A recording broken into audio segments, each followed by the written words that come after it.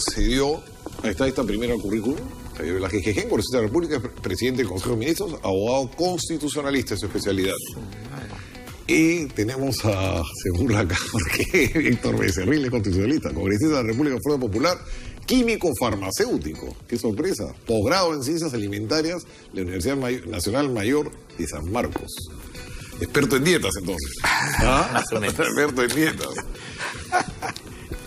Bueno, caballeros, hoy día se ha votado y se aprobó, pues, el informe contra Kenji Fujimori, contra Bocángel, contra Bienvenido Ramírez. ¿Qué sucede? ¿Qué va a pasar de acá adelante? ¿Cuál es el siguiente paso? Con Becerril, que está al costado, y empieza con B.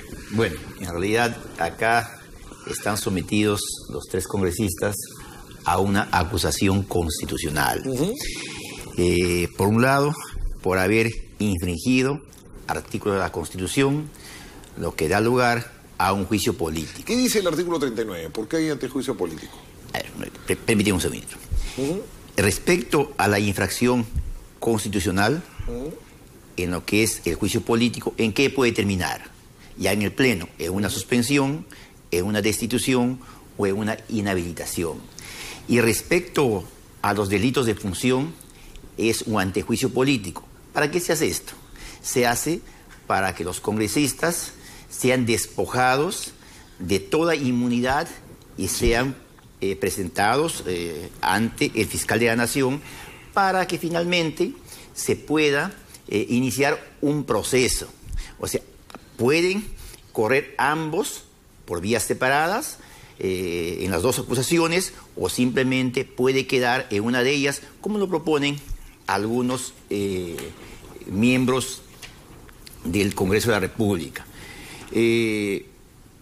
La infracción a la Constitución no solamente es el artículo 39. Pero no, el artículo 39 dice funcionarios y trabajadores públicos, solamente describe... A ver, si queremos entrar ya al tema netamente ya de la infracción constitucional, sí. Yo voy...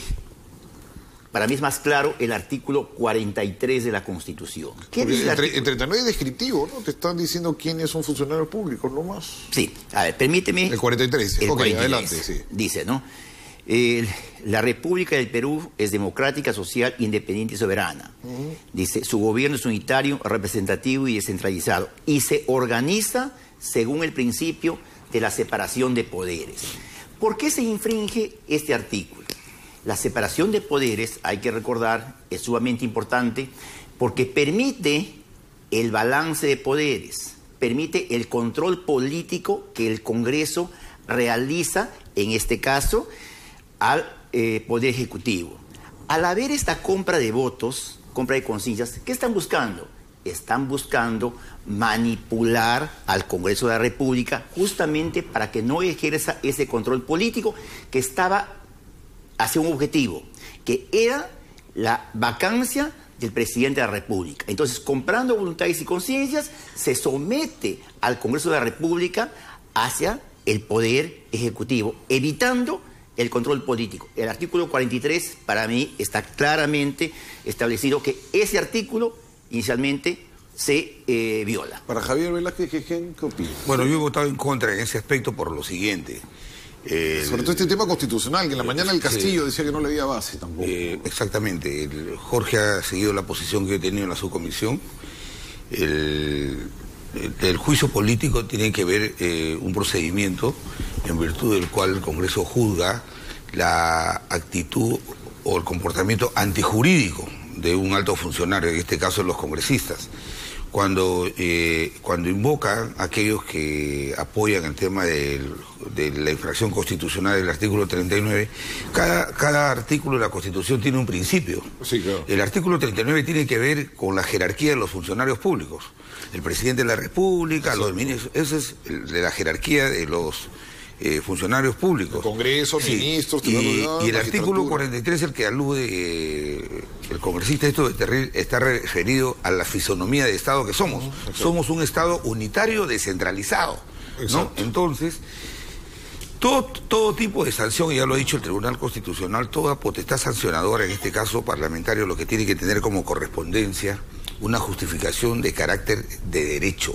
No es porque a mí se me antoja. Sí, claro, sí, entonces, Nosotros en ese paquete de infracción a la Constitución consideramos que no ha habido infracción, pero sí consideramos que ha habido delito. Y yo he votado a favor del cohecho activo genérico por una sencilla razón, porque si bien es cierto, este delito tiene que estar corroborado con evidencia, yo he votado a favor porque lo que tiene que demostrar el proceso judicial cuando los mandemos al Poder Judicial es que ellos actuaron evidentemente en la voluntad de querer cambiar su voto para obtener cargos públicos a cambio. Entonces la investigación judicial... Eso lo veo bien claro, por ejemplo. Claro, la investigación, perdón, permítame terminar. La investigación en el proceso judicial va a demostrar si el señor Bienvenido Ramírez o el señor Bocángel tuvieron cargos a cambio de esta posición. Y en el caso del tráfico de influencias sí considero que hay elementos suficientes como... No, eso también es bastante claro. De tal manera de que la posición nuestra ha sido votar en contra de la infracción a la Constitución y sí votar a favor de la comisión o de elementos indiciarios de la comisión de los delitos, ¿no? ¿Puede explicar? A ver, convénzame, porque yo... Claro, lo que pasa acá, que hay que analizar qué es una infracción constitucional en primer lugar. Es toda falta política que viola principios jurídicos constitucionales. ¿Como cuáles? Como los deberes, como los derechos, como principios y también como valores. Todo eso está dentro de la Constitución. A mí me van a decir entonces que respecto a estos valores y principios, derechos y deberes, no se han violado la Constitución. Y es clarísimo. Para mí, el más claro, como digo, es el artículo 43. ¿Por qué cuando habla de separación de poderes? ¿Por qué hay separación de poderes? Justamente para que haya el control político, el balance de poderes.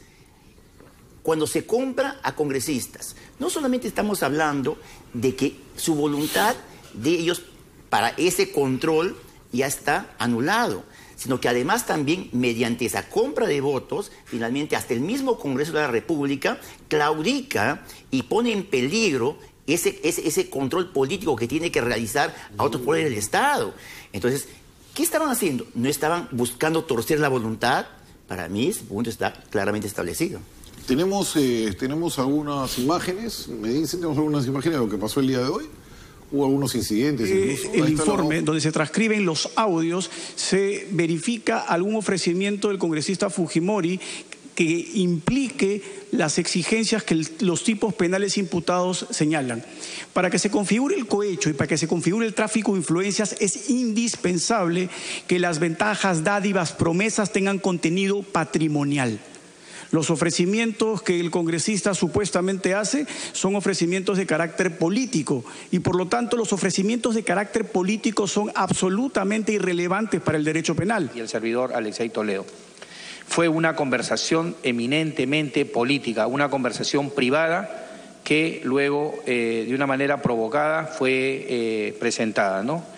Por lo que digo que no existe que haya pretendido captar y comprar votos de congresistas, sino una sola sindicación de congresistas que precisamente grabaron estas conversaciones. Segundo, que no existe ofrecimiento de prebendas, puesto que la gestión y coordinación institucional a efecto de ejecutar programas, proyectos y obras o promover el mejoramiento de servicios públicos no tiene naturaleza de prebenda.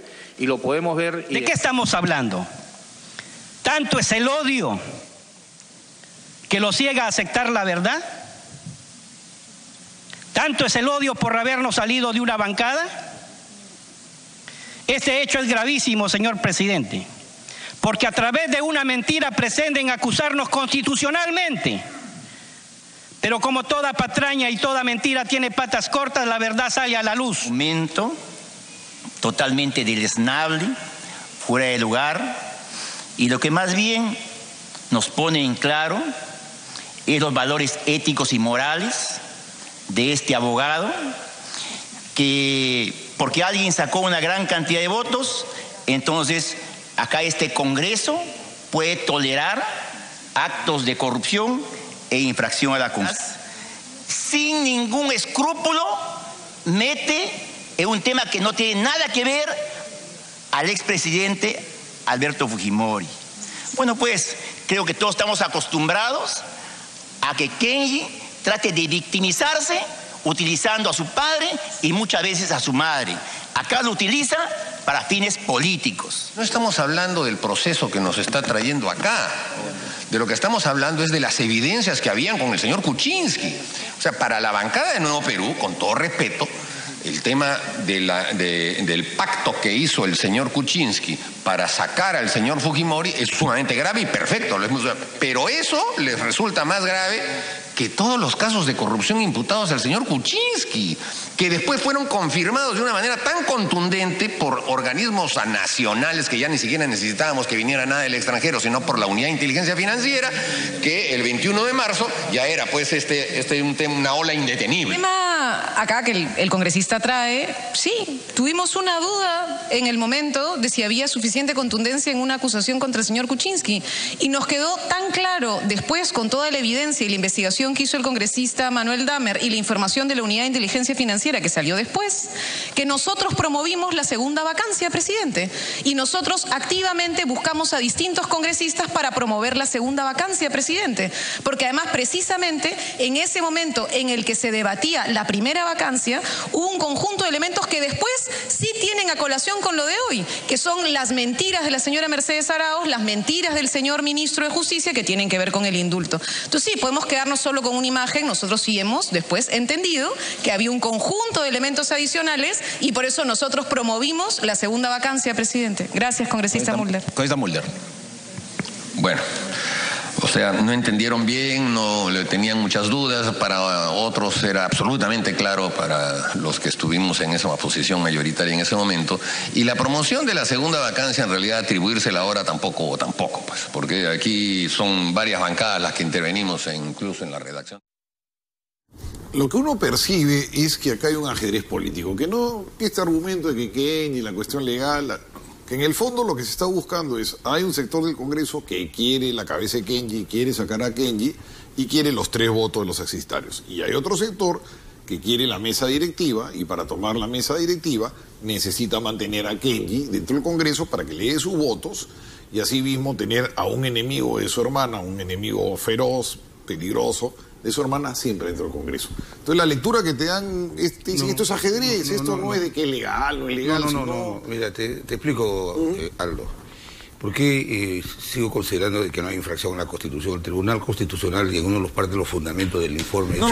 Escucha, yo le estoy preguntando más allá del tema legal. Te digo, pero lo que aquí parece es un juego real político. A ver, ¿quién gana para que... No, es que no va a pasar eso. En el supuesto que se apruebe el informe completo de Fuerza Popular, evidentemente ahí ellos van a aplicar la destitución y se van los 3 parlamentarios, la destitución, y pueden inclusive inhabilitarlos. Si se aprobara solo la Comisión de Delito de Función, también se van y son reemplazados por los accesitarios. El artículo 25... No, pero el delito de función tiene que ir al Poder Judicial. Claro, sí, pues, pero el artículo 25 del reglamento establece que tú apruebas mandarlos al Poder Judicial y al día siguiente los reemplazas con el accesitario. Lo dice el artículo 25 del reglamento. O sea que no está... El tema aquí te lo digo así de sencillo. Aquí lo que escucha otra versión. No, pero yo te estoy hablando, ponga ahí el artículo 25 del reglamento. Por ambos casos. Por ambos casos se van. La diferencia es que en la infracción a la Constitución, tú puedes inhabilitarlo para la función pública y ya no tienes Kenji candidato el 2021. Nada más que eso. Yo estuve ayer con Víctor Andrés García Belaúnde y otro colega suyo y me decían que no. No, está el artículo 25. El artículo 25 del reglamento está claro. Pero nosotros creemos, el Tribunal Constitucional se ha pronunciado en el mismo fundamento del informe de que no hay necesidad, como algunos sostienen, que tiene que haber un catálogo de hechos que justifiquen la infracción a la Constitución. El Tribunal ha dicho, no se puede hacer un catálogo porque si no todo eso estaría en el Código Penal. Lo que sí se tiene que aplicar es la razonabilidad y proporcionalidad en la medida. La razonabilidad, que tiene que estar justificado la conducta que infringe la Constitución. Como ves, estamos hablando del principio de la jerarquía de los funcionarios, el tipo de Estado unitario, y no explican cómo se infringió la Constitución. Y segundo, la proporcionalidad es, si el argumento de los congresistas de Fuerza Popular es que Kenji era el cabecilla, ¿no? Era el organizador, ¿cómo a los 3 le aplican la misma sanción, destitución? Entonces, ese es el... Entonces, Kenji está destituido por angas o por mangas. Sí, están planteando así. Porque la votación no le va a ser, a favor. Sí, exactamente. A ver, exactamente en lo que es el antejuicio político, una vez que se aprueba en el Pleno del Congreso, mandar, digamos, a los congresistas con una resolución acusatoria ante el fiscal de la Nación automáticamente comienza el proceso y los accesitarios ingresan. Eso es cierto. Pero lo que Javier no está diciendo es, pero en ese caso incluso, una vez que se cumple la sentencia, bueno, acá pues va a pasar 4 o 5 años, ya no habrá la oportunidad de que regresen. Pero en caso que sean sancionados, ahí nuevamente el caso regresa al Congreso y ahí vemos ya el juicio político, que igual pueden ser ya destituidos, inhabilitados o finalmente suspendidos. Pero acá, ¿cuál es el ajedrez que tú dices? Si bien es cierto que ellos pueden ser finalmente reemplazados por los accesitarios, pero el problema es que hay muchos congresistas que están pensando en el 2021. Entonces dicen, van a buscar inhabilitarlo, a pesar que el informe no dice inhabilitación, el informe solamente dice destitución. Están pensando en un escenario donde Keiko se presente a la presidencia de la República y Kennedy también. Eso están buscando, por eso no quieren aceptar lo que es correcto, que hay una infracción a la Constitución. Entonces buscan dividir a Fuerza Popular elecciones de 2021. Ese es el ajedrez político que están buscando algunos congresistas. Así de claro. Ahora, Kenji se ha comprado varios tickets ayer de voto en contra o abstención con su declaración de los 2.000 soles, ¿no? Para pero eso está fuera del proceso. Pero me imagino que haber caído bastante mal. ¿No? Claro, él ha querido descalificar algo que primero, que no es oscuro, ¿ah? Segundo, que este tema de lo que él ha hablado, eso los parlamentarios... No es un momento, en la mañana lo explicó Castro. Los parlamentarios lo reciben hace 8 años y son un concepto que es por las semanas de representación. Que antes ese dinero, según me ha explicado él y en la mañana lo explicó Castro, ese dinero te lo devolvían con cargo a recibo, ahora te lo adelantan. ¿Y sabes por qué? Porque sabes que, y está bien que el Parlamento... Antes, ¿te acuerdas de los gastos operativos? Tenías que estar buscando la facturita. ¿Por qué los parlamentarios que hacemos política vamos a estar nosotros trayendo la facturita, yendo a buscar quién alquila el equipo, el local donde se hacen las audiencias? Entonces, no es nada nuevo. Y su gente lo ha recibido hace 2 años, todos los provincianos lo reciben. Entonces, pero eso, tratar de descalificar la gravedad de los hechos, entonces, yo sí creo que hay indicios más que suficientes para el tráfico de influencias. Sí creo que el tema del cohecho activo, genérico, si bien es cierto, le falta una pata, eso se puede en el proceso judicial demostrar que a cambio de haber entregado su voluntad de forma ilícita han recibido las prebendas de los cargos públicos. No es verdad que ha sido por... Votó menos gente, hubo menos gente hoy día, ¿no?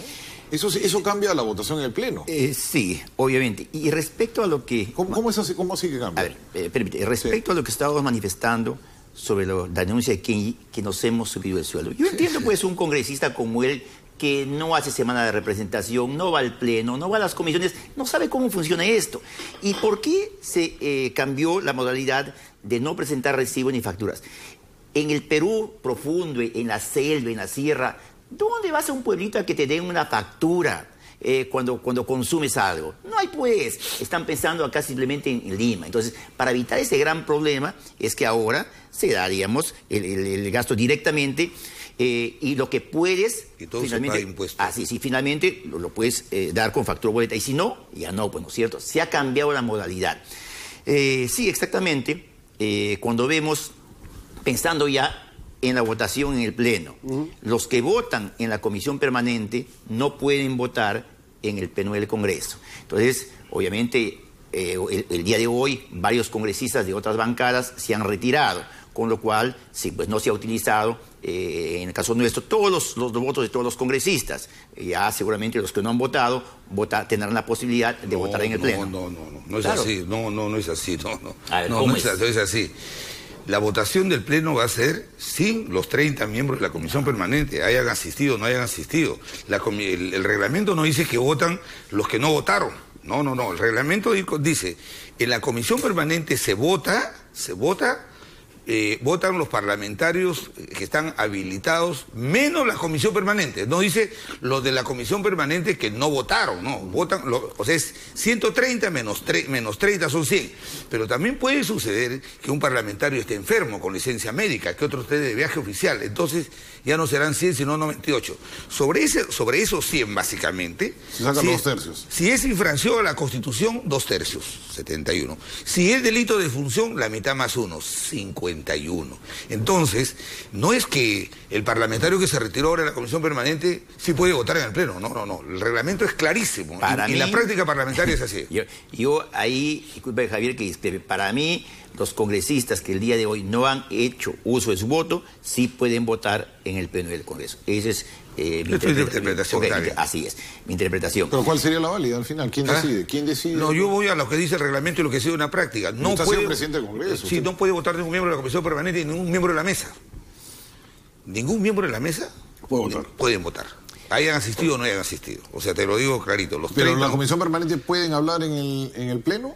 ¿Tienen derecho al uso de la palabra? Pueden hablar, sí. Por supuesto que sí, pero no pueden votar. No pueden votar. No pueden votar. Vos, pero no voto. ¿Y sabes por qué no pueden votar? Porque la comisión permanente no dice los que aprobaron.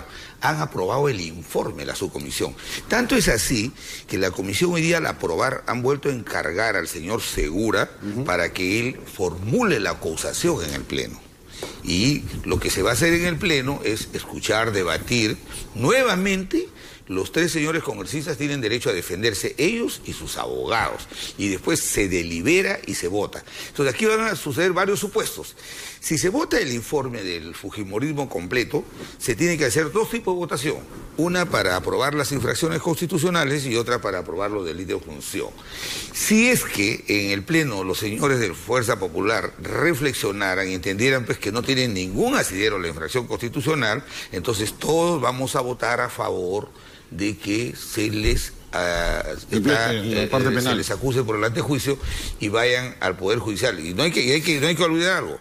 El último párrafo del artículo 100 de la Constitución dice que en el caso de los delitos de función, el fiscal de la Nación que recibe la denuncia y el juez supremo, que es el que abre la instrucción, en ningún caso pueden aumentar ni disminuir los términos de la denuncia. ¿Me explico mejor? Sí, ¿no? Si van por 2 delitos, el fiscal tiene que denunciar ante el juez por los 2 delitos y el juez tiene que abrir instrucción por los 2 delitos.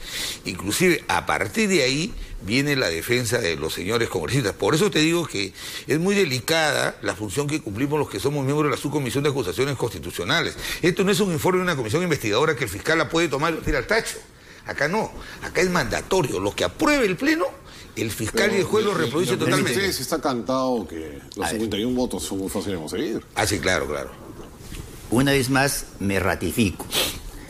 Los que no han votado en la comisión permanente votan en el pleno.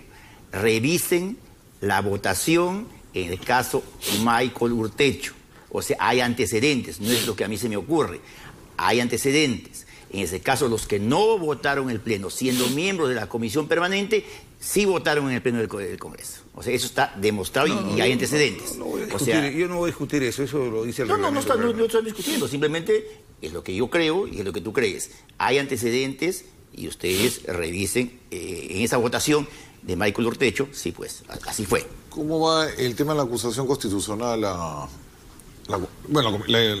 acusación de la Comisión de Ética de la congresista Foronda? ¿Qué va a pasar con ella? Bueno, yo el día antes de ayer presenté, tal como había ofrecido, la denuncia en la Comisión de Ética a la congresista Foronda. Entonces, una vez que llega la denuncia, tienen que ver la admisibilidad, si admiten esta denuncia, ya hay una etapa donde comienzan a indagar y luego ya lo someten a votación, si es que lo someten a investigación o no, en base a una presentación que hace la asesoría técnica. Y bueno, si es sometido a investigación, ya pues comienza el proceso y ojalá que ahora sea mucho más expeditivo y tenga sus 120 días que estoy pidiendo por haber mellado la imagen del Congreso. ¿Usted cree que está complicado, Foronda, que se ganan los 120 días? Yo creo que hay elementos más que suficientes para apoyar esa denuncia. Indefendible. Y vamos a esperar que esto venga al Pleno y que venga debidamente sustentado y no encuentro un ángulo para nosotros poder excluir una responsabilidad. Todo es lo siguiente. Yo creo que al tiempo que se contrató a esta señora, conscientemente tenía la seguridad del antecedente de esta persona. Entonces, Aquí se ha sorprendido al Congreso de la República y se ha afectado gravemente el artículo 2 del Código de Ética Parlamentaria, ¿no? El principio de la veracidad. Ahora, el Congreso está otra vez en una tormenta, acaba de suceder esto en los televisores y se está hablando también de una sobrevaluación en las computadoras. ¿Qué ha pasado? ¿Quién compra? No, yo en realidad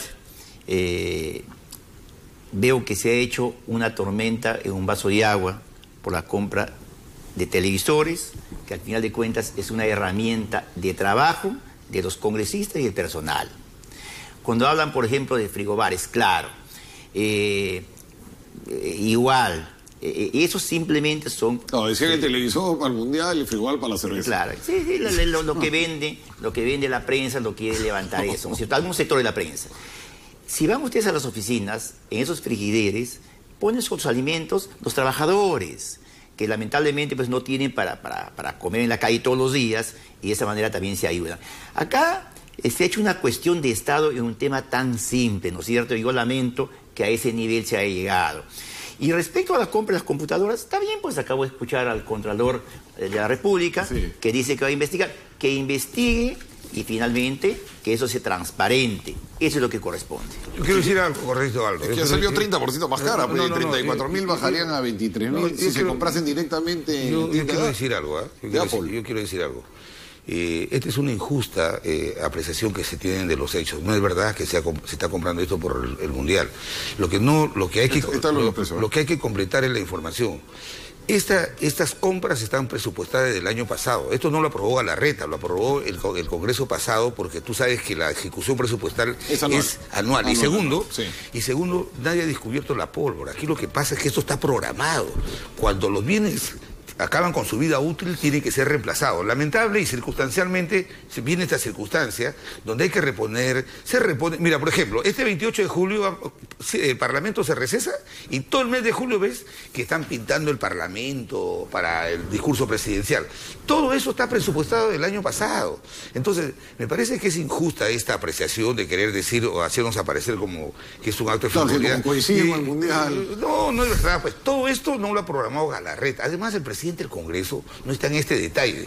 ¿Tú sabes qué significaría que un presidente del Congreso esté en el detalle? ¿Cuántas hojas de papel vas a comprar? ¿Cuántas botellas de agua? Los congresistas, ¿qué sé yo? No. Porque el congresista Ochoa ayer salió a hablar y había pedido 2 televisores. Por eso, y en la mañana Mulder, su compañero Mulder, me dijo, yo no he pedido televisor y sí había pedido televisor. Pero lamentablemente es así. Pero en este caso, Galarreta ni la mesa tiene nada que ver, porque todo el tema administrativo, las actividades, todo se programa anualmente. Por decir, el congresista Becerril es presidente de una comisión y va a viajar, por ejemplo, por el caso Madre Mía, viaja con todo un equipo, toda una logística, hay una partida de bienes y servicios. Entonces, la administración, que no somos los parlamentarios, entrega ese presupuesto y se encarga de ejecutarlo. De tal manera que esto no es verdad que por el Mundial y que porque algunos...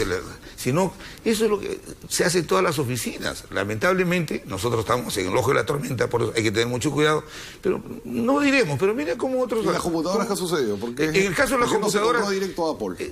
No, escúchame pues, en el caso de las computadoras es una cosa muy sencilla. El Parlamento tiene que acabar con ese gasto innecesario que es el papel.